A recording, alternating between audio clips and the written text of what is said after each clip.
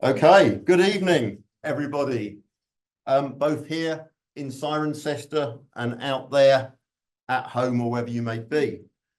My name's Neil Holbrook. I'm Chief Exec of Cotswold Archaeology, and it's my pleasure tonight to welcome you to the Cotswold Archaeology Annual Lecture. This is our 30th annual lecture, first one in 1995 by the late Graham Webster on Christians and Pagans, which I still remember. And in 2014, we rebranded the lecture as the Mick Aston Annual Lecture in memory of Mick Aston, who was a trustee of Cotswold Archaeology and a good friend of ours. Right, yeah, I'd like to introduce the speaker. We're really pleased tonight to have a good friend of Cotswold Archaeology, Professor Josh Pollard. Josh is a long-time friend of our organisation, been a former trustee of Cotswold Archaeology, on our panel of academic experts, and he's Professor of Archaeology at Southampton University, but lives in Bristol, so he's a kind of a local to us. I've known Josh many years, and Josh has had a really interesting career. He's kind of done a kind of circular tour of Britain in terms of all the places he's worked at: Newcastle, Belfast, Newport, Bristol and Southampton. So it's kind of an arc, I guess. He's a prehistorian, I guess you might imagine that. Interested in the British Neolithic and questions about why are monuments built. And I'm sure we'll perhaps capture some of those thoughts tonight when we talk about Avebury. But he's well travelled. He's been to Easter Island, Rapa Nui, and like any self-respecting archaeologist who goes on holiday, what do you do when you come back? You write an academic paper on your holiday experience. But what Josh is above everything else is an enthusiast, and that his enthusiasm for his topic will shine through to all of you tonight, I have no doubt. We're here to talk about Avebury. Avebury, which North Wiltshire, but kind of not that far from here. In many ways, you know, perhaps to my mind, a slightly more, I think it's a more sort of authentic in some ways than Stonehenge, because I think because it's less manicured, it's less patrolled for obvious reasons. It always, whenever I go to Avebury, it always feels a place where you can still sort of touch the stones if you want to, which is, yeah. So it's a fascinating place, and Josh has worked at Avebury over many years, and he's going to talk tonight about Avebury, rethinking a henge and its landscape. So please give Josh a big welcome. Okay, well, thank you, Neil. That was a wonderful introduction.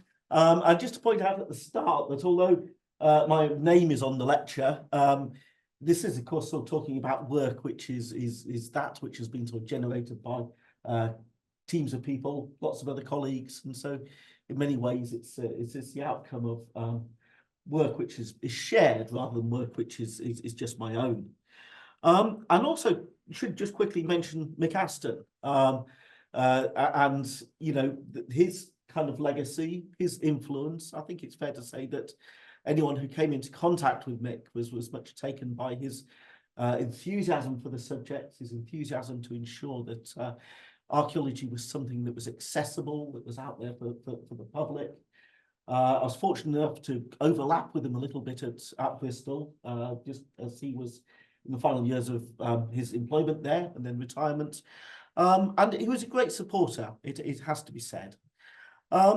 Also, it's worth pointing out as well that Mick on various occasions mentioned his kind of love of the Avebury landscape. He was very taken by it. He was, of course, you know, first and foremost a landscape archaeologist and someone who could kind of, you know, read the pattern of the land. And I think in a way, Avebury offered so much, not just in terms of its prehistory, but its later archaeology as well, which captivated him. And you can actually search on the internet a rather sort of grainy record of quite a wonderful program he produced back in 1997 on Avebury in a series called Time Traveller, which I think captures his character very well, but also in a way captures a lot of the character of Avebury as a place. So I recommend that to you. So important to recognise Mick's influence and Mick's contribution.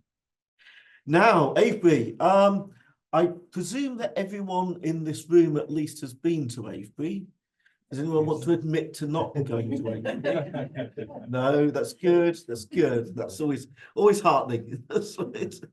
Well, it's a very familiar place, and of course it's familiar because of the spectacular nature of its prehistoric archaeology, especially the archaeology of the Neolithic. But in many ways, both in terms of sort of public perception and also in terms of sort of histories of investigation, it's always been quite overshadowed by Stonehenge. So yes, it is one of the great prehistoric monuments of Europe, but its nearby cousin is always, if you like, there pulling in the media attention. And it's kind of interesting to sort of reflect on the sort of histories of investigation at each of these monuments, because in many ways they kind of ran in parallel from the early days of antiquarianism and archaeology up into the sort of mid-20th century, and have sort of diverged slightly ever since. Now, with both monuments, there's not been much in the way of active investigation since the mid part of the 20th century. But in the context of Stonehenge, there's been an awful lot more work which has happened, which has taken place within the environs of the monuments, or work which has sort of tangentially connected to the monument itself, and particularly through the sourcing of both the bluestones and the sarsens. And so we're in a situation where, in many ways, our knowledge of the Stonehenge landscape seems to be that bit kind of richer, that bit fuller than Avebury. And in the context of Avebury itself, we've really got to go back to the first sort of 4 decades of the 20th century in terms of any kind of concerted work that happened at the Henge and at the Stone Circle. First of all, with Harold St George Gray's work back in 1908 to 1922 to actually date the monument, undertaking these wonderful excavations, which now I think probably wouldn't quite get past health and safety requirements. Even if you use students, I think you'd run into trouble with that. And then followed up by Alexander Keeler's work in the late 1930s, and Keeler being much more interested in trying to sort of reconstruct Avebury in a way, influenced by the manuscripts of people like William Stukely, of Stukely's observations during the early 18th century, wanting to put back, if you like, the megalithic elements of the complex. But in the process, actually producing a very good kind of archive of work, and one which a colleague of mine, Mark Gillings, is busy leading a project on, basically getting that archive kind of digitized and made accessible, and going back through the rich material that exists held in the Alexander Keeler Museum. But although that work happened at some scale, it obviously leaves an awful lot of questions unanswered. And of course, as time goes on, our kind of agendas change, our kind of requirements of knowledge change as well. And now we're in a situation where there's a lot that we need to know about Avebury, which undoubtedly will require future fieldwork. Just here, having obviously to battle through the bureaucracy that is set up to prevent work taking place at scheduled ancient monuments. So what I want to focus on is really sort of thinking about the monument, thinking about how it came into being, when it came into being, which is still a bit of an open issue, and trying to think about how events at Avebury connect to events elsewhere within the Neolithic world, in Britain and Ireland in particular. But first of all, I think it's important to actually sort of look at the local landscape, the local sequence, to understand something about the nature of Neolithic activity within the landscape, and here to actually take something of a kind of landscape focus, and to take a focus that sort of initially takes us away from the monumental in order to provide something of a setting. So we can begin by thinking about the kind of environs of Avebury, thinking about what was going on during the 4th and into the 3rd millennium BC within the Upper Kennet Valley, this block of sort of chalkland in North Wiltshire, and thinking in particular about the kind of relationship between histories of settlement and monumentality. And that's been a focus of a project that myself and others have been involved with since 2016, which has been designed to actually sort of look at the nature of settlements, of Neolithic occupation and early Bronze Age occupation within this landscape, and to think about how that connects through to the way that this became such a prominent focus for monument building and for ceremony. And behind it all is the idea that the everyday, the kind of quotidian, the process of living within landscapes is intimately connected to those landscapes becoming sacred, becoming special, and becoming the focus for monument building. It's also about trying to understand how the demands of making monuments could have an impact on settlement within the region, kind of pull and push of labour requirements, for example. And also, as part of the project, trying to understand more about the physical nature of the landscape, its kind of environment, trying to understand people's relationships with natural phenomena. This is a landscape that originally was a stonescape because of the ubiquity of locally occurring sarsen stone across this area. Stone that, of course, was used to make the Avebury monuments and used to make the chambers of early Neolithic chamber tombs. So we've had a team of people who both archaeologists and also some environmental archaeologists, geophysicists who've been sort of looking at the character of that kind of record. And, you know, foremost is this idea that thinking about these landscapes, not as ritual landscapes, not as ceremonial landscapes, not as places that are sort of separated from the everyday, but thinking of them as places that were part of routine, places that were visited, places were inhabited, actually offers quite an interesting and different perspective on thinking about monuments. Now, the problem is that, of course, during the Neolithic, people were very willing to put a huge amount of time and labour and effort into dragging around stones, setting up big timbers, creating large earthworks for ceremonial purposes or for creating funerary monuments. But they didn't put anything like that effort into the kind of architecture of everyday life.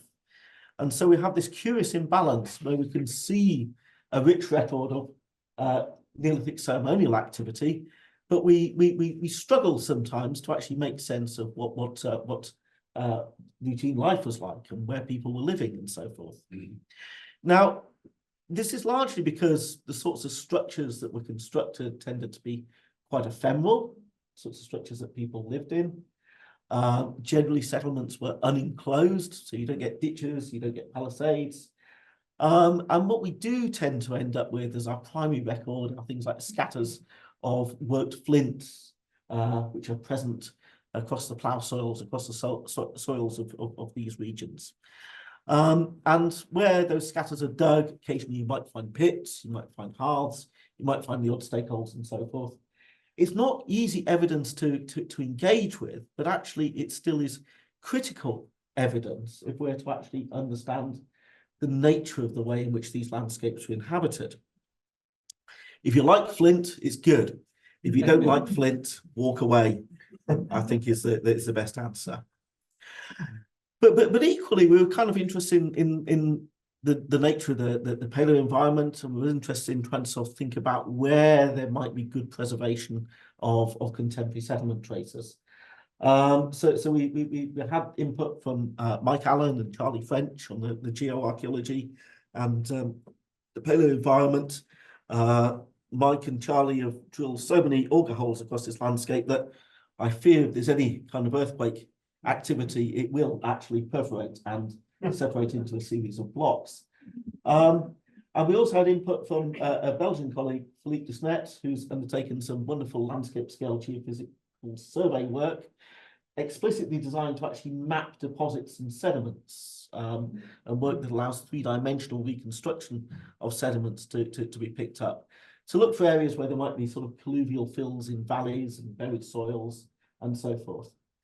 Perhaps the big surprise has been the fact that there aren't great depths of buried soil within the valley bottoms, which Mike and Charlie have suggested relates to the fact that this originally never was a particularly kind of wooded landscape. It never had thick woodland soils. It was always quite an open landscape in the early part of the Holocene.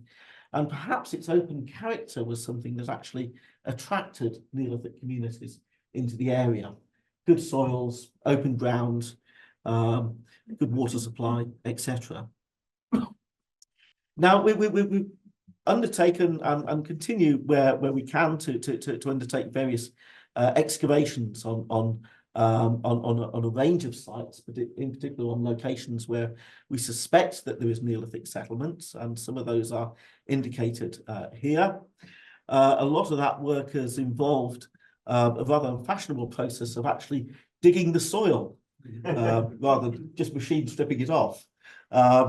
It's a luxury, I think it's fair to say, because it is very, very labour intensive to actually go and excavate plough soils. But we're aware of the fact that sometimes 90%, 95% of the artifactual record for these settlement sites actually resides within the plough soil, resides within the topsoil in terms of these flint scatters.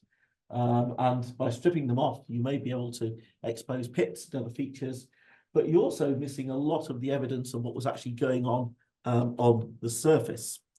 So we've trained a whole generation of students who are very good at digging checkerboards. I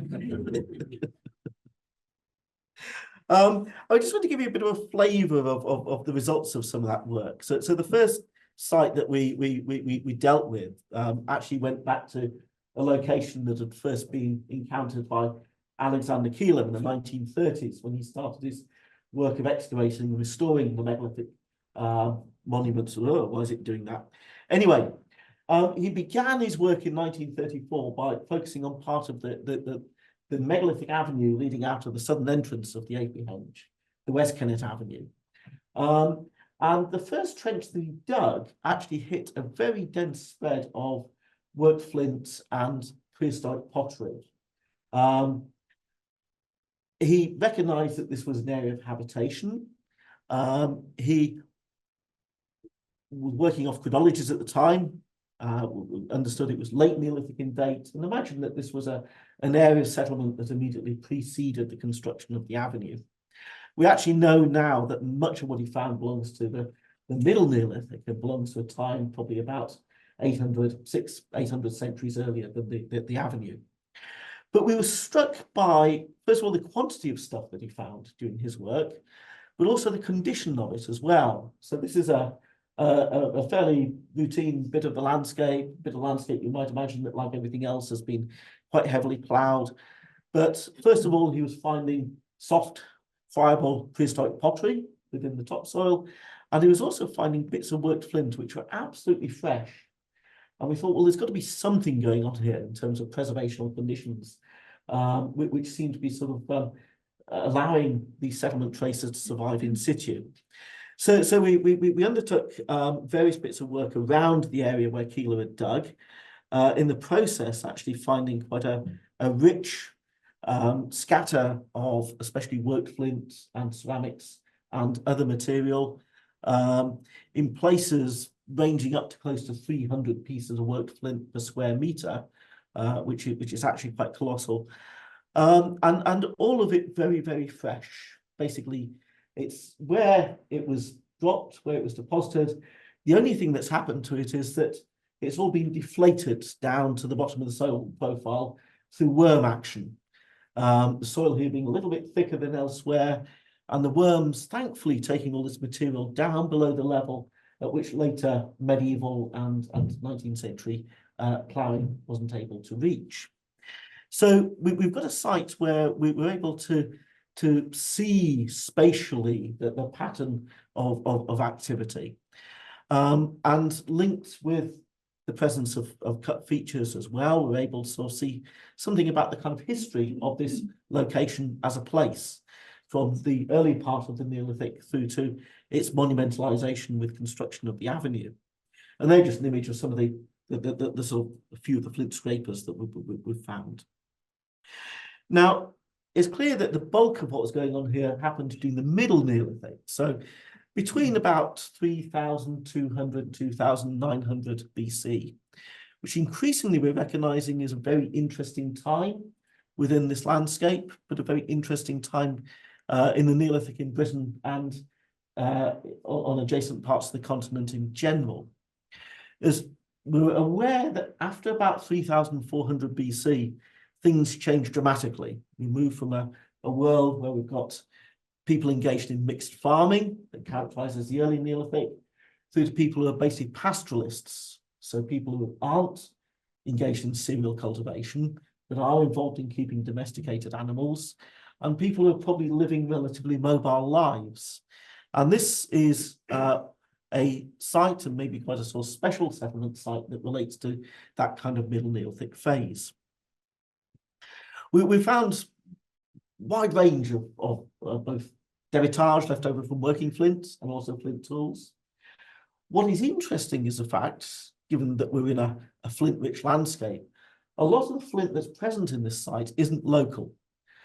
We don't know where all of it comes from, but we know that a good percentage of it is from sources outside the region. Some of it we can identify. We know, for example, we've got bits of bullhead flint that have come from possibly around Windsor or maybe further to the east. We've got bits of greensand chert. We've got bits of flint which are likely northern, so possibly from areas like Lincolnshire, East Yorkshire, and so forth. And it looks as though this is not being brought in as blocks of flint which have been exchanged or traded, but this is coming in as cores or coming in as finished tools, and in some ways is likely to be a kind of proxy for the movements of the people who are gathering and living at this spot. And so immediately we've got a sense of a location where people may be coming to from quite wide areas of southern Britain. We're able as well to sort of pull out different chronologically distinct elements within the lithic scatter and see different phases of activity. So while most of the flint work belongs to that middle Neolithic settlement phase, we've also, for example, got an early Neolithic component and an interesting early Bronze Age component, which relates to a time just after the avenue was dug, and where we're getting a range of flint arrowheads and knives, but not the range of scrapers and other tools that you'd normally expect to find from a settlement. Rather curiously, the arrowheads represent a wide range in terms of their quality, from really beautifully made examples to others that would, well, in degree terms would be a third, if not maybe just a marginal pass. And actually what we think is going on is that some of these are pieces which have been made by people who are learning to work flint. They cluster as well around the location of a beaker burial, kind of Chalcolithic burial, that Keeler found during his work in the 1930s. And it could be that what we're looking at are forms of kind of gathering, ceremony, deposition of artifacts which are actually connected to either the funeral or to link to kind of funerary commemoration. But apart from the burial itself, a kind of record of activity that exists entirely within the soil itself.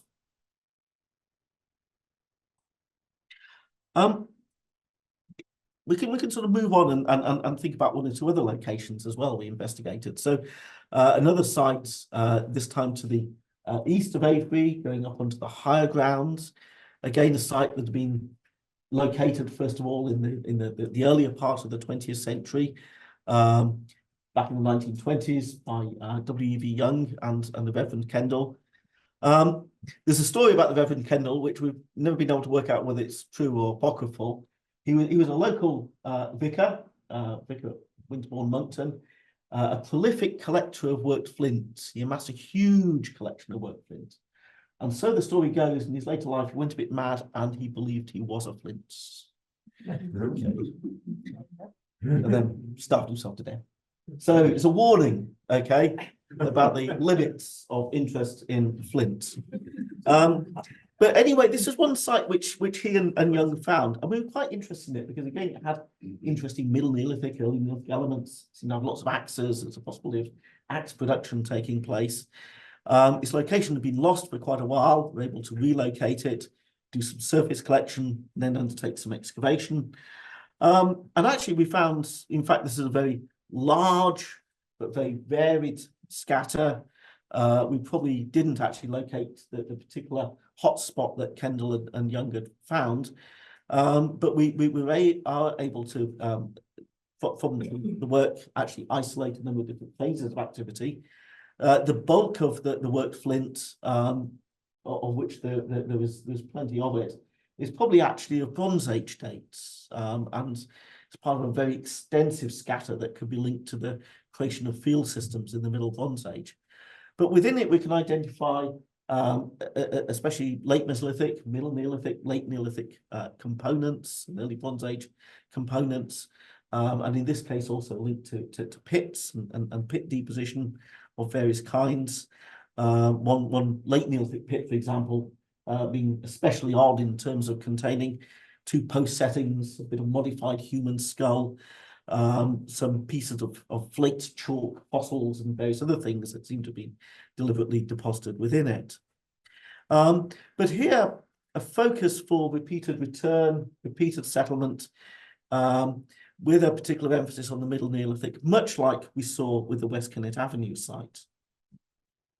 In other locations, different sorts of signatures. So in 2018, we went down into the bottom of the Winterbourne Valley, just immediately to the west of Avebury. Here, quite deeply buried soils. In fact, we spent most of our time dealing with medieval archaeology, wedged between phases of alluvium before we got down to what's predominantly Mesolithic and a little bit of early Neolithic activity, which may be quite sort of typical of what's going on down in the bottom of the valley around the source of the River Kennet and the Winterbourne. What's interesting, though, is that although there's a little bit of Neolithic flint work here, most of it seems to be early. And then there isn't an awful lot that actually belongs to later phases, Middle Neolithic, Late Neolithic, Early Bronze Age, despite its proximity to the Avebury Henge. And what we're finding is that this zone to the east, to the west of the monument, seems to be one where there's an avoidance of settlement after about 3,500 BC or thereabouts, which may well relate ultimately to the way that the landscape's being categorized and relate to the way in which the landscape's being organized, eventually in relation to the Henge monument itself. Now, the problem with doing a program of research that's based largely upon focusing on settlement is the fact you crack every once in a while. At least you find justifications for going off and digging a monument in the sense that you're looking at the relationship between monuments and settlement. It is essential. So one place that we looked at was a complex of palisaded enclosures to the south of Avebury, down in the Kennet Valley at West Kennet, which first saw serious investigation in the late 80s, early 90s, through the work of Alistair Whittle, who was able to show that there were late Neolithic dates linked to grooved wear, lots of animal bone, lots of evidence of feasting taking place here. And Alistair suggested there could actually be a connection between the Palisades and the activity happening here and the construction of the monumental mound at Silver Hill, which lies just to the west. But the various things we're interested in, first of all, through looking at work that had been done back around 2000 by Wessex Archaeology as part of an arable reversion scheme, we're aware that there were flint scatters that were present within the area, but which seemed to sort of lie in the spaces between various elements of the Palisade complex. And we're curious to know whether or not what we're looking at was a pattern of, if you like, big wooden sacred enclosures with areas of extramural settlement around them. We're also aware of the fact that Alistair's work had at the time sort of avoided trying to look at some of the the intersections between palisade elements, and avoided, if you like, trying to look at the sequence of the complex, which we imagined could be quite complicated. So we also focused in on looking at the junctions between bits of palisade and radial palisade line and so forth. And also focused in on an outlying element, structure 5, down in the south there, where aerial photography and geophysics had shown a number of rather curious irregular pit-like features, which merited investigation. So we excavated some of the scatters. Most of those look to be a mixture of late Mesolithic, middle Neolithic, a little bit of early Bronze Age, seem to indicate periodic settlement of sorts taking place there, but not necessarily able to kind of tie it down to being contemporary with the monument itself.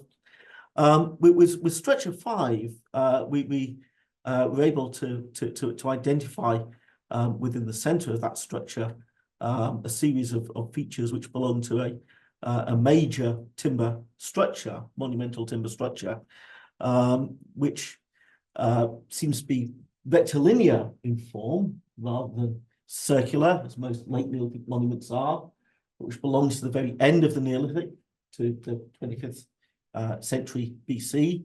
So quite contemporary, likely, with Silbury Hill. And here, with post settings on a very colossal scale. So a couple of the post holes that we were able to get to the bottom of were 3 meters deep, and containing posts which were a good meter or so in diameter, and posts which looked to have been replaced. We did actually have to stop excavating some of them because we discovered that actually in the bottoms of the post pipes, the areas where the posts originally were, rather than completely filling with soil, we actually had voids which were left, meter plus deep voids. And it was only when someone nearly disappeared into the void, as it were, that we recognized the presence of these things. And actually, we also became aware of the reason why the small road that runs partly through the middle of this monument is so deeply potholed, because basically bits of the road are falling into the partially destabilized post holes here. The structure begins as a freestanding monument. It's analogous, I suppose, in terms of its scale to things like Henge, to the Southern Circle at Donington Walls, to the Sanctuary and so forth.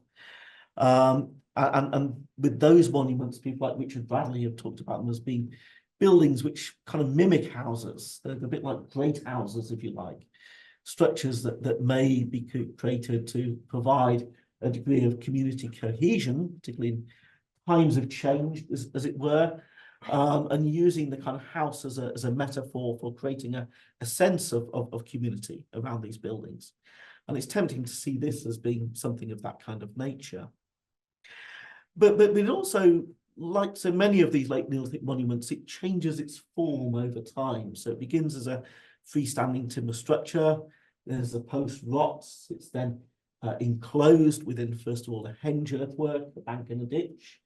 That ditch is then backfilled, and a palisade is then created within the ditch.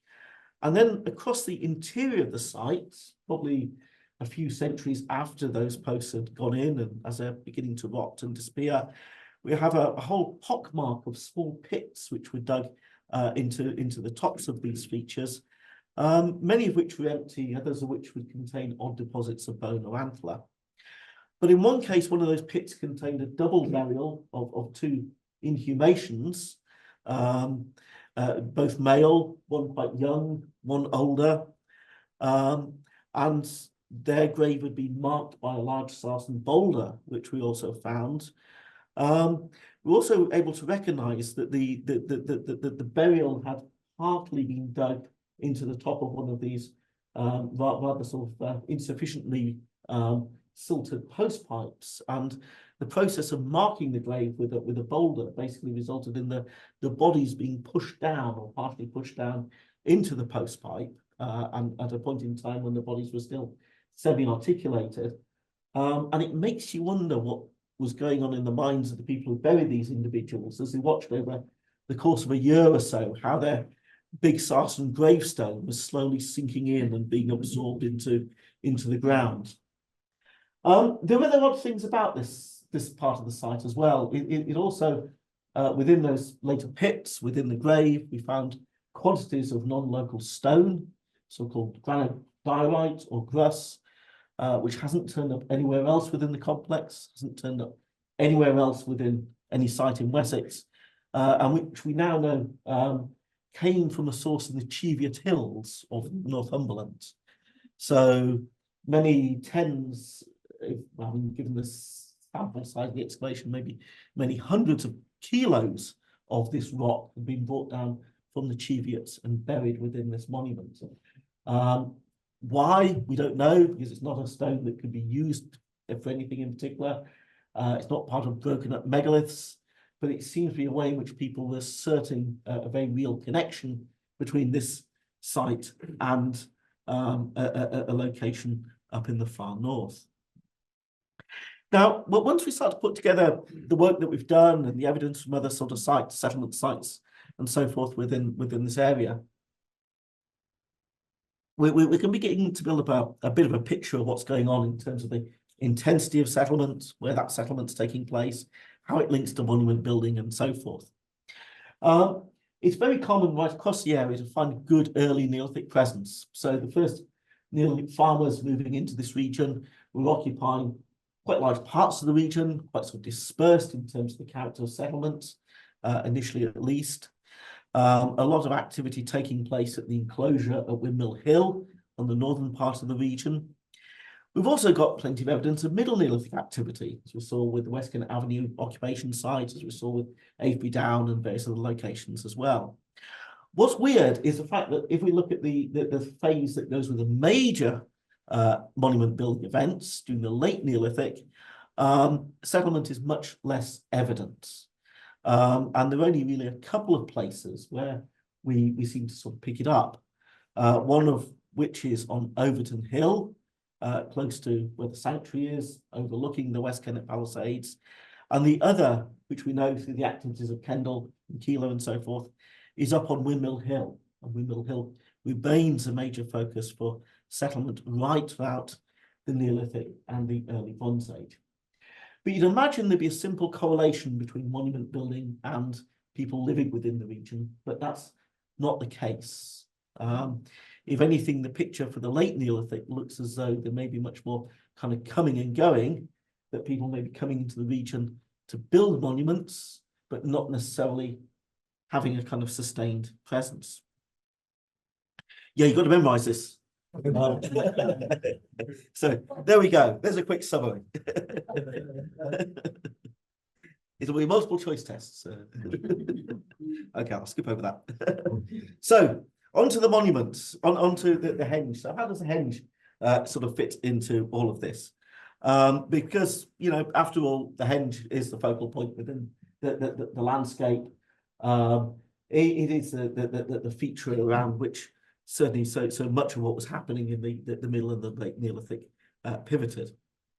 So, you know, what have we got with the monuments? Well, actually, it's a kind of composite thing, because we've got the henge earthwork, the bank and the ditch, which surrounds a series of megalithic settings, including the outer stone circle, built, as with all the megalithic elements here, out of locally occurring sarsen stone.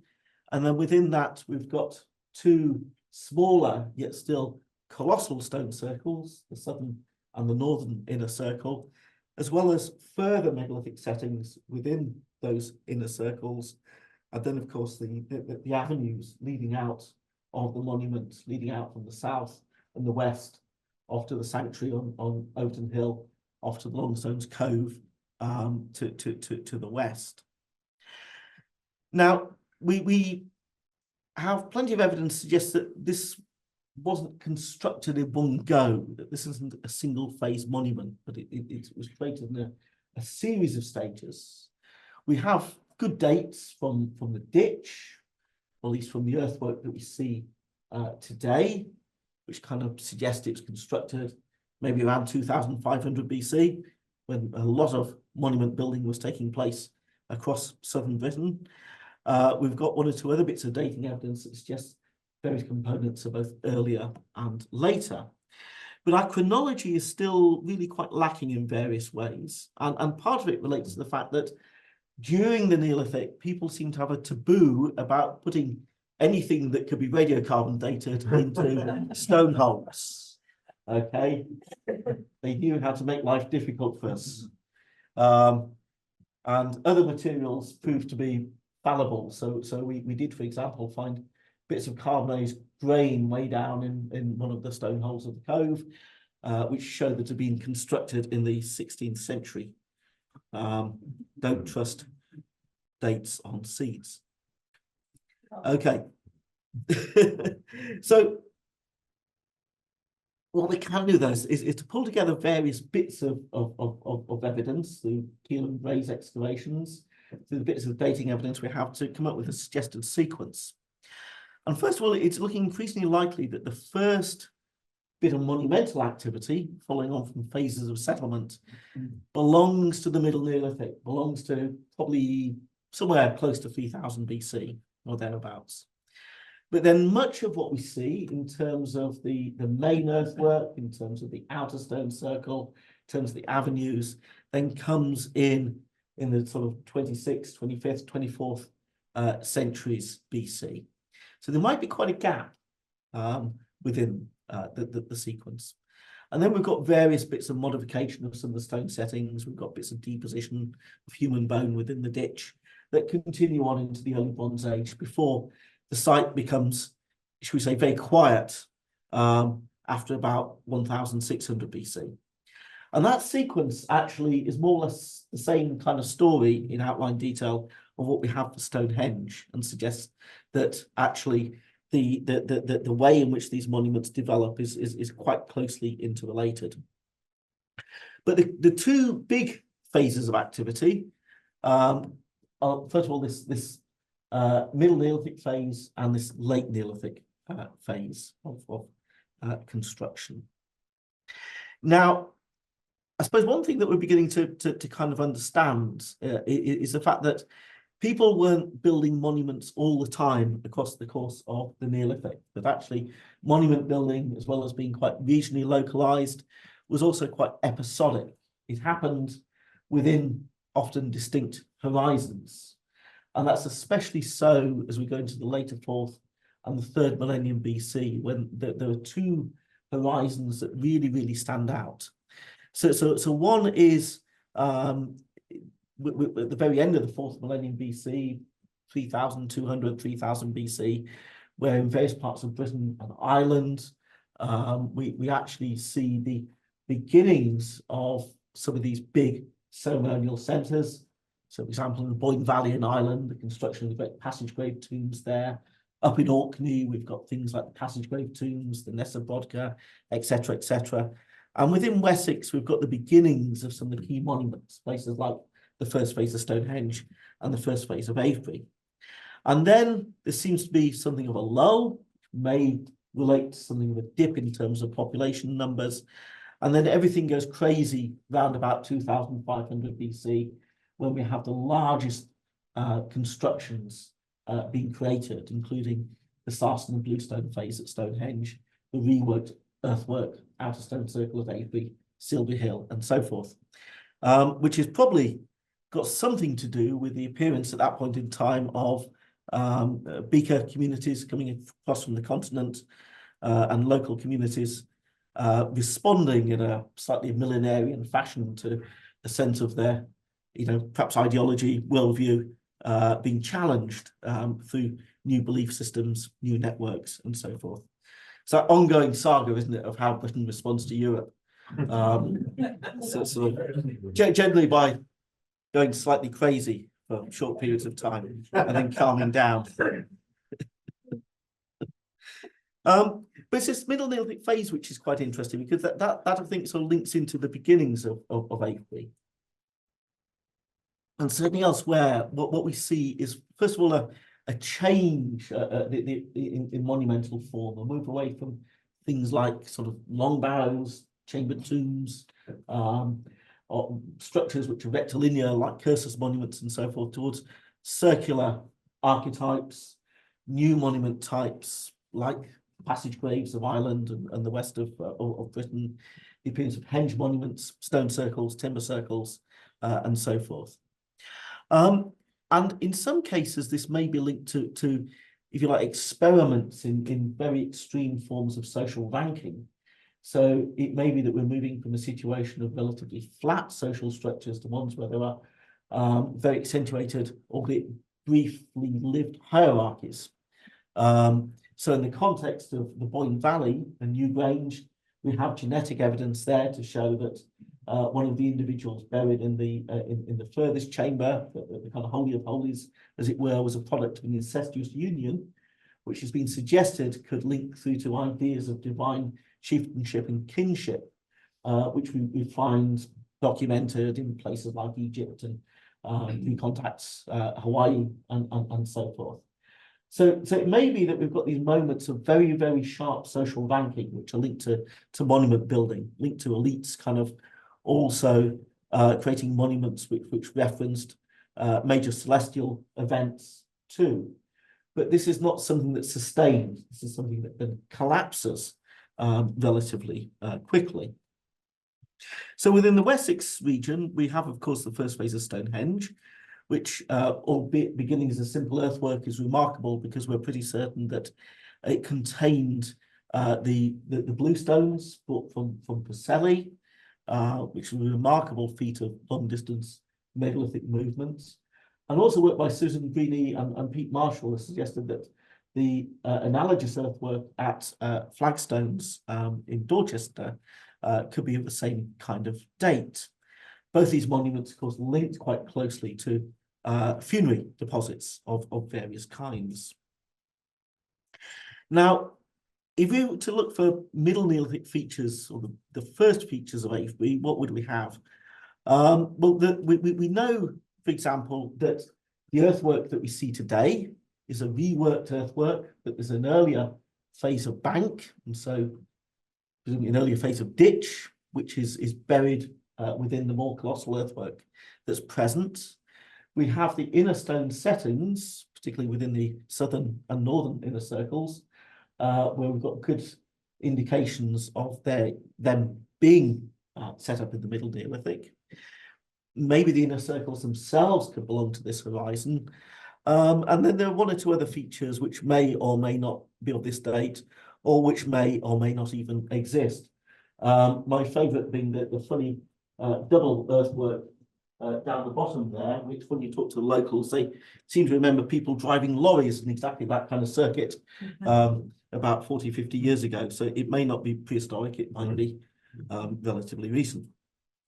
But in terms of the primary earthwork, there have been various bits of excavation since the late 19th century through the bank, which have revealed traces of a smaller face of bank, about 2 meters high, over the top of which is a very well-developed buried soil. So a bank that's been constructed and has been left long enough for a good soil to develop over the top of it. And in places that bank is lying over the top of spreads of early and middle Neolithic occupation debris. The fact that this has been picked up at several locations around the southern part of the monument suggests that the earthwork that we see today more or less follows this primary earthwork, which is likely to be quite early in date. So we can think about its position, its form actually being fossilized within the earthwork that we see today. Now one interesting thing which isn't often remarked about, everyone thinks of Avebury as being a very kind of a regular circular monument. It's sort of lacking symmetry. And that's because of the way in which our attention to its form is drawn in relation to the causeways, the entrances, which are emphasized during the creation of the second phase earthwork around about 2500 BC. But actually, there is symmetry to the earthwork, and it's seen particularly in terms of the way in which you've got a very well-developed, even kind of arc over on the southeast side. where you've got this sort of funny kind of arrangement where you've almost got a sort of squatting or a kind of trapezoidal character to the earthwork over on the west as well. So we can see that actually it probably does have a kind of basic geometry, basic plan geometry, and that likely was laid out during the Middle Neolithic phase. Now we can find plenty of analogies for this kind of form. If you like circular monuments, but circles that had sort of elements of facading or elements of access by being slightly squashed in various ways. We can see it, for example, with things like the stone circle up at Long Megan and Daughters in Cumbria, where we now got good Middle Neolithic dates. We can see it with various sort of passage graves, including some Brinkley in Anglesey, but especially with the format of the Newgrange monument, which Andrew Powell pointed out, was laid out with a degree of kind of precision.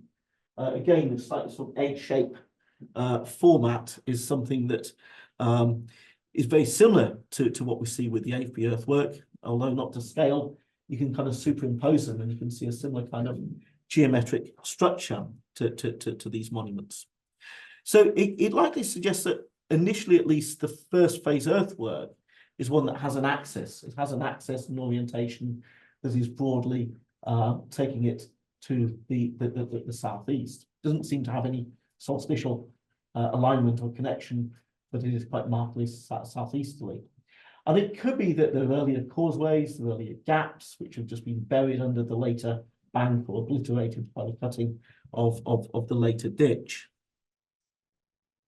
Now, we can find also local analogies for this as well. So we can see it, for example, if we look at Windmill Hill, we can see it in terms of the format of the earliest elements, the inner enclosure ditch, which dates to about 3650 BC. We can also see as well when we look at the way that the wider enclosure at Windmill Hill, which overlooks the site of Avebury, is laid out, again has a similar kind of format to it. And there've often been suggestions that perhaps Windmill Hill could have provided a kind of a template, as it were, for the Henge. It's interesting as well to note that although the primary phases of construction and activity at Windmill Hill would date several centuries earlier than Avebury, there is a well-defined Middle Neolithic phase in terms of presence and deposition within the ditches, but also reworking of part of the outer circuit on the southeast side, on the side that overlooks the Avebury monument. So it could be that when the Avebury earthwork was being constructed, they were quite consciously drawing upon the format of a well-established and important place within the landscape. This is a direct reference back to the past, back to the earlier stages of the Neolithic within this region. Now, moving on inwards, in terms of the inner circles, their scale are amongst the largest stone circles in the known right within the British Isles, links them again to early monuments like Long Meg, like the Dismantled Circle at Weinmarn in Preseli, and so forth. And also they are slightly squashed, slightly ovoid in form, which again is reminiscent of another of those monuments. The inner settings within these circles also have good claim to be particularly early. So we've got two sets. We've got the box-like setting of the Cove in the northern inner circle, and then we've got an arrangement of other stones and what was originally a substantial upright in the centre of the southern inner circle, which was referred to by William Stukely as the obelisk, before it got smashed up and turned into field walls. Certainly we know with the Cove that through an optically stimulated luminescence date, that this has a range which would put its construction into that Middle Neolithic horizon. It's also interesting as well that with one of the stones, stone 2, that this is the largest of the megalithic settings within the Avebury complex. actually another 3 meters of it or so lies buried underneath the ground there. It weighs something in the order of about 100 tons. It's one of the largest megaliths within the British Isles. And perhaps kind of interesting in a way to sort of think of it as being a structure that is in some ways foundational, and because of its foundational nature, being of a scale that would have made its creation a very kind of memorable event. Now, within the southern inner circle, we also know through Keeler's excavations and geophysical survey that we have within the circle a square setting of stones and a square setting which was created around the central obelisk. Keeler's work did produce a little bit of both early and middle Neolithic material from here. And again, it may hint that this belongs to an early kind of date. So we can imagine that Avebury perhaps begins at the end of the 4th millennium BC, contemporary with the beginnings of other key monuments like the first phase of Stonehenge, but also contemporary with what's going on in the Boyne Valley, what's going up on in terms of the increased scale of activity in mainland Orkney as well. We can then, or at least we have a hint that there may be something of a hiatus in terms of construction. And then around about 2500 BC, it's modified and it takes on a rather different character with the construction of the outer circle and the much more substantial earthwork. And it's worth pointing out with middle late Neolithic monuments that they are very, very unstable things. They often undergo quite marked points of metamorphosis. Okay, they radically or can radically change their form in various ways. So we can have situations where, for example, the stones of Stonehenge in Orkney, Conebury near Stonehenge, where we can see sequences which begin with the construction of large hall-like buildings, a stone at Stonehenge, timber at Conebury, which then get enclosed by henge earthworks, which then get transformed from being structures that may be linked to the living to structures that are reserved sacred spaces, and perhaps ones more connected to the dead. We can see situations where we have things like henge monuments and freestanding stone circles that then get buried. For example, at Beankethley Thee, where an initial henge and circle are then overlain by a passage grave. And of course, within the Avebury region, we know that at Silbury Hill, that originally began as a much smaller mound, which at one stage was set within a henge earthwork before it too was changed into a gigantic monumental mound. And of course, with things like Stonehenge as well, we've got this radical transformation from a simple earthwork, with a relatively simple stone circle, to a sarsen and bluestone structure, which is mimicking the form of wooden monuments like Woodhenge. So don't imagine that these things remain stable. They often underwent quite radically different processes of reworking, which transformed the nature of these spaces and quite often made these spaces more contained and more controlled as we go into the late Neolithic. So we can imagine that, you know, the Avebury of 3000 BC could be rather different in terms of its nature, rather different in its roles to the Avebury that belongs to the end of the Neolithic. Now, the other things we might consider, I'm conscious of time. I am more than halfway through, you'll be right here. So you know, why was it built where it was built? And, you know, why did it take the form that it did? Well, we've kind of hinted at issues of form in terms of the way in which perhaps it draws upon the form of other monuments, more distant monuments, or local structures like the Windmill Hill enclosure. In terms of why it was created where it was, well, it's quite likely that it's to do with both the kind of topographical affordances of this location. In fact, it's near the source of the Kennet.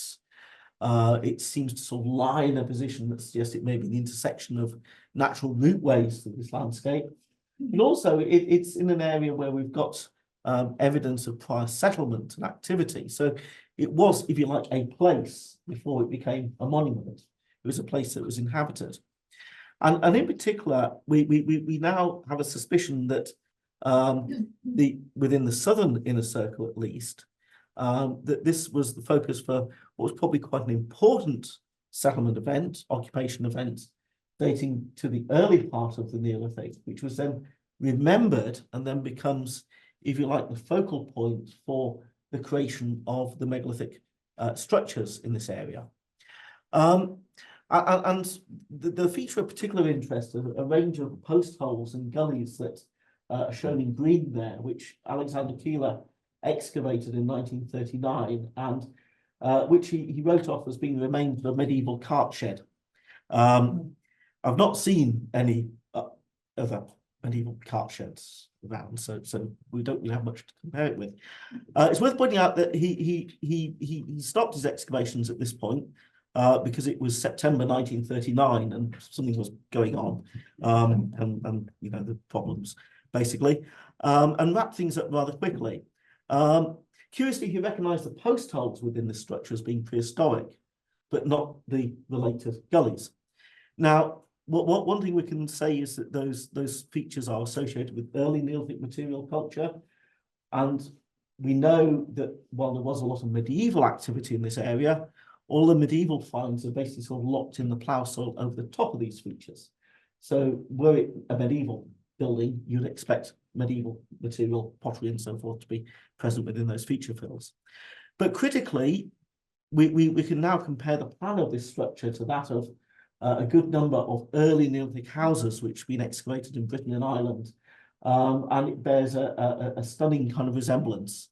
So the combination of form, the combination of association with early Neolithic material culture leads us to believe that this is the remains of an early Neolithic house, likely going off the dates of others, dating to about 3,700, thereabouts.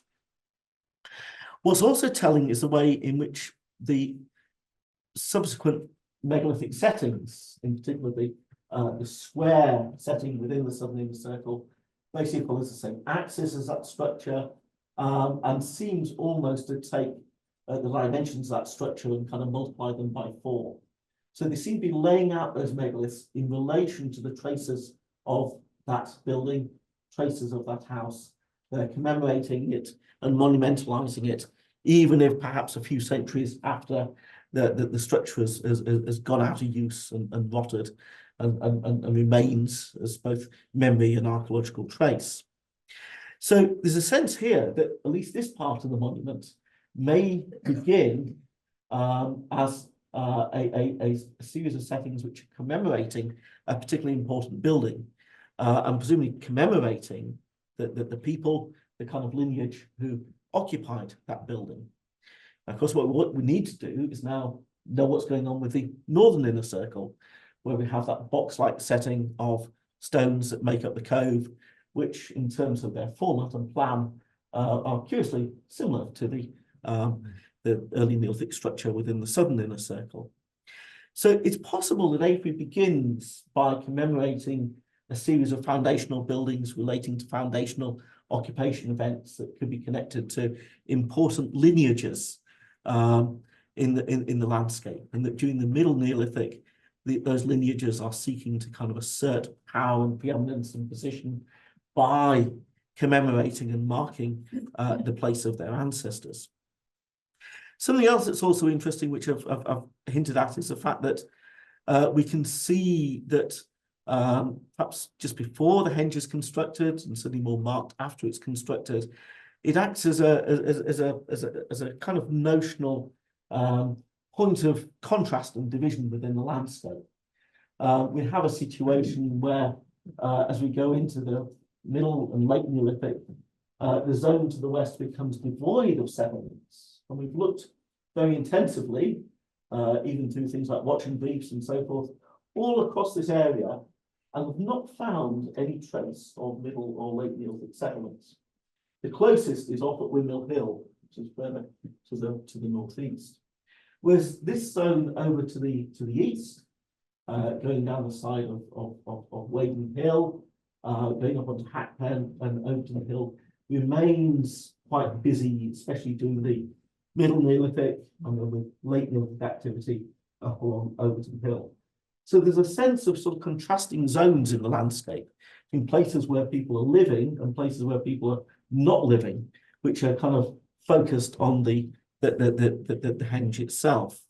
It's not to say that people weren't active within this part of the landscape. They may be grazing animals, might have been doing all sorts of other things, but this was not a space for the living.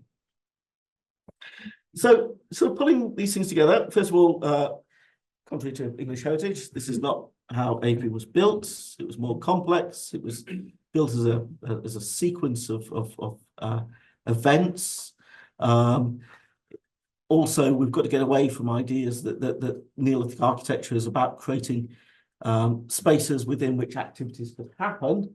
Instead, we've got to think about building earthworks, building stone structures as things which are responding to the kind of qualities and connotations of place. They're about containing places, marking them off as sacred, special, restricted, and so forth.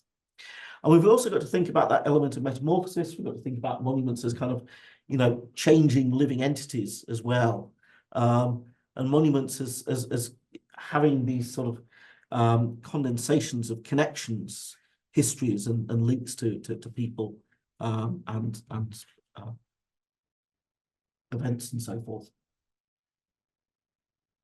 Now, in terms of that first phase of Avebury, that middle Neolithic phase, it could be that we could link it into other key monuments and locations within this landscape. The connection with Windmill Hill, something I've mentioned.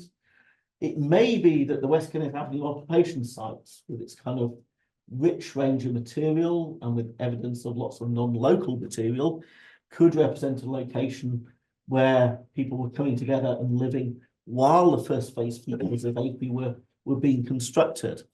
It stands out as something exceptional in terms of being a gathering point, in terms of the nature of presence there.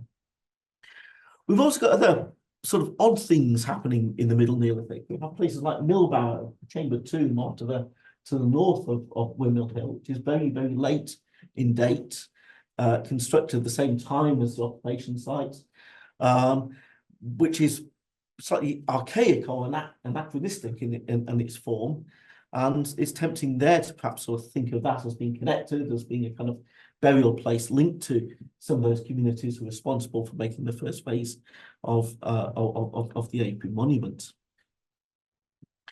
So, in a way, the issue here is to think about these monuments in terms of how they might develop in relation to histories and events within these landscapes, which can involve settlement events, but events which are remembered and recalled, and which take on a special significance, as you see, for example, with the house inside the southern inner circle at Avebury, and recognise as well the way in which the kind of values and qualities of places kind of change and unfold over time, and recognise things as well, such as lineage presence and lineage politics and power, and how people might use those histories of presence within landscapes as a pretext for making monuments which kind of commemorate or try to consolidate that power in various ways. And Alistair Whittle, start off with talking about Mick Aston. Alistair Whittle also is someone who should be sort of mentioned as being quite sort of important and fundamental in terms of research within this region. Much of what we do sort of follows on from the work that he undertook in the area in the 1980s, 1990s.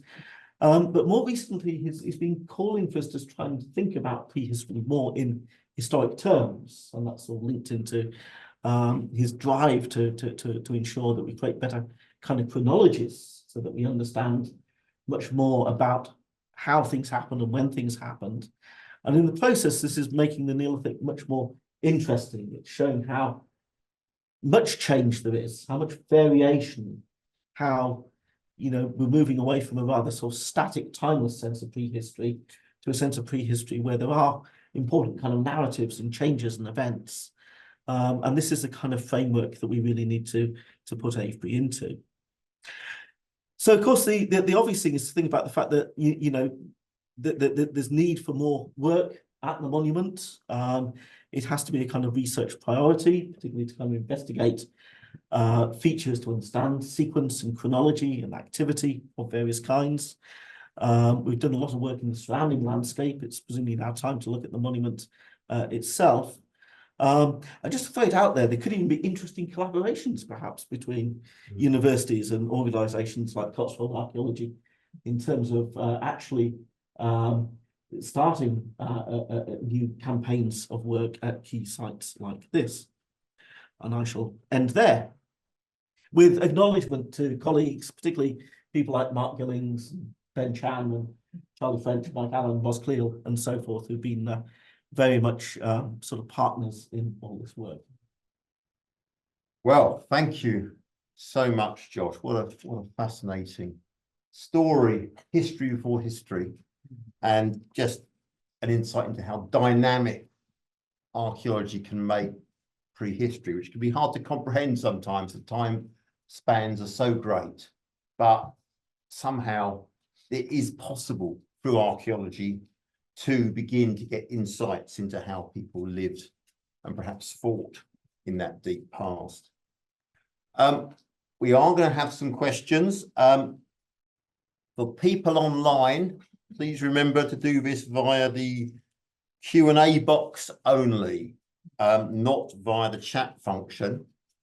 We're also going to take questions from the room, and I'll have to repeat them into the microphone just so that people online can hear them. So sorry if that seems a bit boring. What we're going to do is, this is really encouraging. We've got so much technology today, but we're going to revert back to Kaz giving me post-it notes of the questions that people have asked, which sounds like a technology I feel much more comfortable with. But why don't we start off in the room? Has anyone got a question for Josh from here in the room in Cirencester? Gentleman at the back. Do we still consider the avenue to be a processional avenue? Because where it goes across the road, it seems to sort of completely split off in a different way, as though it's not meant to sort of flow. I'm just wondering what your thoughts are. Yeah, I just said the question is, for people online, is do we believe that the avenue is a sort of processional way? Well, of course, there are two avenues. There's West Kennet Avenue and the Beckhampton Avenue. Oh, sorry, get back into focus. Actually, when you look at the detail of how those avenues connect to the Henge, the one thing that's quite striking, as you point out, is the fact that they don't do it very well. And with the Beckhampton Avenue, we get a sense that it's more or less kind of running alongside the routeway into the monument. It's more or less hitting the bank, and it may be there's similar things happening with the West Kennet Avenue. So one possibility is that people, if they were to process, were processing alongside the avenues rather than down the avenues. And it may be that the avenues themselves, if we take an argument that's been put forward that stone is linked more solidly to ancestral realms, spiritual realms, perhaps the avenues are spirit pathways, whereas the corporeal pathways, as it were, are running alongside. Okay, thank you. I'm going to go to a sorry, going to come in. Go to a post-it note. And first question, which is really interesting. When did you do the dig at Avebury? And much more importantly, are you doing any more digging at Avebury? Okay, so in terms of the work in the surrounding landscape, a lot of that's happened between 2013 up until the present. The one bit of excavation we have been able to do in Avebury itself was when the Cove stones were being stabilised, and that was back in 2002, I think it was.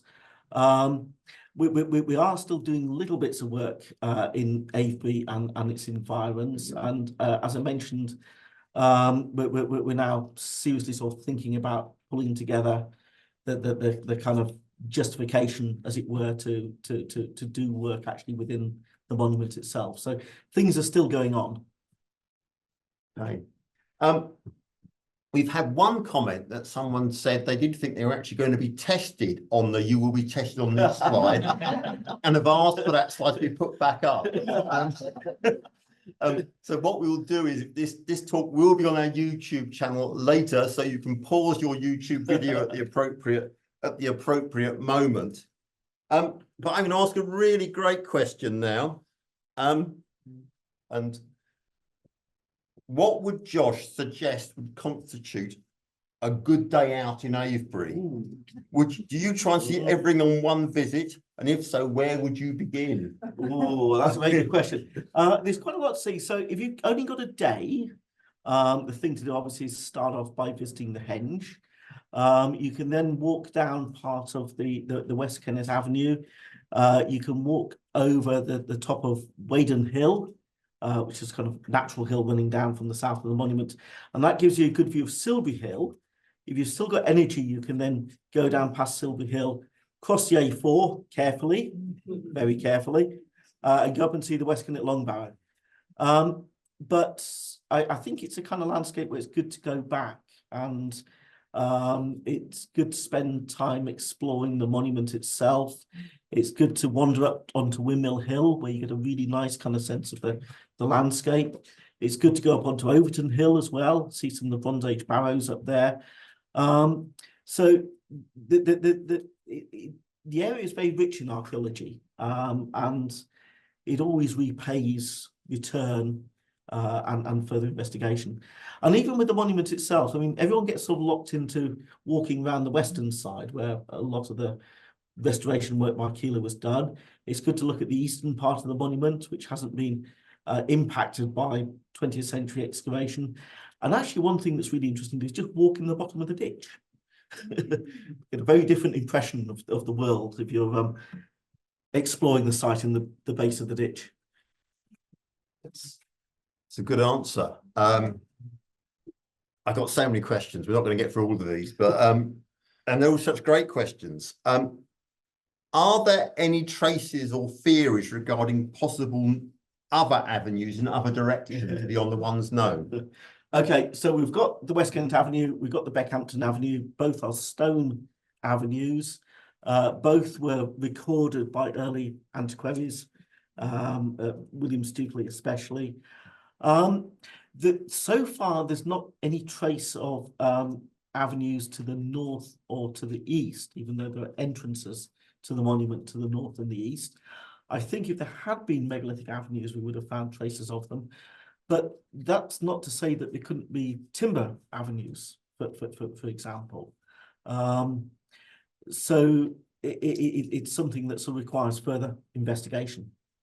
Again, it may be that the contrast between, directions, orientations, which are more connected to ancestral realms marked by stone avenues, versus directions, routes in, routes out, which are more connected to realms of the living. So that's another possibility for why we don't have 4 megalithic avenues.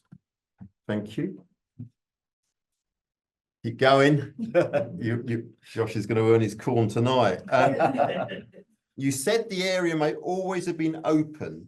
If so, wouldn't it have just been colonised by scrubland and trees? How was it kept open? Right. Okay. Well, open is probably a bit of a simplification. I mean, there would have been trees, there would have been woodland, but the suggestion is that it would have been more like parkland woodland during the Mesolithic into the early Neolithic. So areas where you've got grassland, where you've got trees, but you've got quite open kind of understory, as it were. What we do see, though, again, with some of the charcoal records for the Middle Neolithic, is perhaps there being a bit more scrub around at that time. And then as we go into the late Neolithic, then we see in the core of the region, we see very open conditions, conditions of grazed grassland. So it does vary a bit. There's certainly sort of tree cover in there, but it's just not the model that we used to have, where we imagine that during the Mesolithic, we had this thick blanket of woodland covering this area. The other thing to take account of is the fact that there would have been a lot of natural spreads of sarsen stone within the bottoms of the valleys, and that would have inhibited vegetation growth. Is there any other questions in the room? I have so many post-it notes, so I don't feel you have to, but if anyone's got a burning question in the room, do say. In which case, I don't. oh, yeah, sorry, gentlemen. You mentioned a third class arrowhead. Yes. And I'm sure I read somewhere a suggestion that maybe this was practice sites, Yes. almost schooling. Yes. But can you have any idea that that would be possible? So the question is, can you really know whether someone was just practicing the flint napping? I mean, I mean, going off the quality, you know, a couple of examples where it does look like someone is really trying. So they're, you know, could be really quite young individuals. We did have within that sort of beaker scatter, we did have one really interesting bit of flint, which was a reused flake. It's probably, you know, a Neolithic flake that had been picked up in the early Bronze Age. And in one part of it, it's got these really nice bits of almost like pressure flaking on it. And then a bit further around the edge, we've got this slightly, you know, badly handled attempt at pressure flaking. And I almost wonder whether that's a piece which someone has sort of picked up and said, look, this is how you do it. Have a go. And someone else has tried. So that's the closest I think I've seen to what may be, you know, an exercising kind of teaching or practice. Yeah. Okay, I've just been handed yet another part. If we go through all these, we're never going home tonight. But I'm going to take a couple more. One, there were some certain questions about. You said that the human skull had been modified. People have asked, what do you mean by modified? Right. Can you explain? Okay. I don't know why, but we found a few bits of Neolithic human skull which have turned up on the sites that we've looked at, where you've basically got traces of the skull being sort of slightly broken or trimmed to create, you know, dare I say, almost like a kind of a bowl-shaped element of cranium. So probably quite sort of simple flaking, if you like, to actually sort of reduce it down. Don't ask me what they're doing with them. We're going to go for two. We're going to go for two more, and then I think Josh's voice is probably about to give out. I think this is a great question. Is there any pattern to the size and shape of the stones in the henge or in the barrows, or did they collect certain sorts of stone, or are they just kind of random? Yes. The answer is yes. So if you look at the henge, for example, there were differences in terms of the size of the stones making up the inner circles versus the outer circle. So the inner circle stones tend to be larger. If you look at the outer circle, they went for larger and more naturally geometric stones for those that were flanking the entrances. And also there seems to be evidence of kind of grading in stone size around the outer circle. So the largest stones appear to be in the southwest part of the circle. And that actually fits a pattern that we see elsewhere in the UK with stone circles, where often that southwest side is emphasized. So they are being quite careful about the stones that they choose to make up different parts of the circles and possibly the avenues as well. So, last question. What role, if any, did Keeler's reconstructions play in the landscape archaeology? Have the concrete pillars helped or hindered observation understanding of the site? Yeah, that's a good one. That's a good one. It certainly changed the nature of Avebury. So there weren't that many stones that were sort of standing before his work took place. Obviously, his process of restoration and re-erection of the stones, the marking of the stones that they're missing, made it more of a tourist site. So that also had a positive impact in terms of the fact that it then constrained development of the village, and there were actually quite big proposals at various points to create larger areas of housing within the henge. So it's been a positive in terms of preserving the site, in terms of presenting the site. But it has also kind of almost kind of fossilized a kind of image of what the monument was perhaps like for part of its history. And also it has had a strange effect on the way that visitors behave, in that visitors will inevitably focus on the bits which have been restored and often not venture out into parts of the monument which haven't been subject to Keeler's excavation and restoration. It's kind of created a monument of two halves, like quite a sort of pristine, manicured western half, and then quite a wild eastern half to the monument. Great. Well, thank you, Josh, and thank you for all the questions from the room and also online. And sorry if we haven't had a chance to answer everybody's question this evening. Hasn't that been great? I mean, it's a real skill to make a complex thing intelligible and understandable. And I think the way Josh has handled those questions shows that he has an absolutely amazing understanding and knowledge of that landscape and indeed of the broader history of the area. I've learned so much personally tonight. I mean, it's a complex story, isn't it? I mean, I sometimes think of the Neolithic, the Bronze Age, but the complexity, almost the pulsing of how those periods changed and ebbed and flowed, a very dynamic story, complicated, but perhaps one that as you drill deeper into it can begin to give you insights into how people acted and how they believed. And perhaps in prehistory, you see archaeology at its purest form. Josh has done a great service to us tonight by coming to Cirencester and talking about his amazing work. He's done it with skill, verve, and his characteristic enthusiasm. It's a brilliant way to deliver our 30th annual lecture. And I'd like you all to join me online and in the room in thanking Josh so much for what he's given us tonight.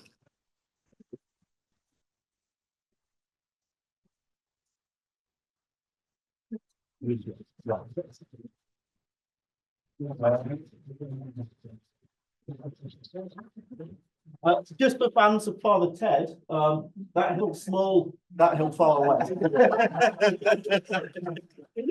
Very good, very good. So a few last things. Got to thank some people. Obviously thank Josh in particular. Thank you in Cirencester for coming tonight. To thank everyone online. How many people we have online tonight? At least 500. 500 people online. Isn't that incredible? So, and I imagine from all over the world, knowing, so, the power of that site to attract an audience. It never ceases to amaze how British archaeology just resonates around the globe. It's such a great thing that we can do this hybrid form now where we're in the room and we're online. And we want to say big thank you to Kaz Adams and Indy Jago, because without them, we couldn't make that possible. So let's give them a big thank you.